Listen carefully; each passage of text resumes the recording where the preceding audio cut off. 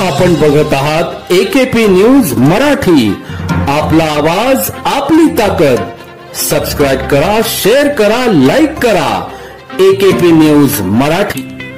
नाशिकच्या भद्रकाली पोलीस ठाणे हद्दीतील धम्मनगर परिसरात जाती दंगलीतील 1.5 वर्षापासून फरार असलेला आरोपी हा शिवाजी चौक, कथडा, जुने नाशिक परिसरात फिरत असल्याची गोपनीय माहिती पोलीस अंमलदार मुख्तार शेख यांना मिळाली असता त्यांनी वरिष्ठांच्या मार्गदर्शनाखाली सदर ठिकाणी जात अरफात अमीन पठाण व 21 राहणार कथडा नाशिक यास ताब्यात घेत पुढील कारवाईसाठी भद्रकाली पोलिसांच्या ताब्यात देण्यात आले.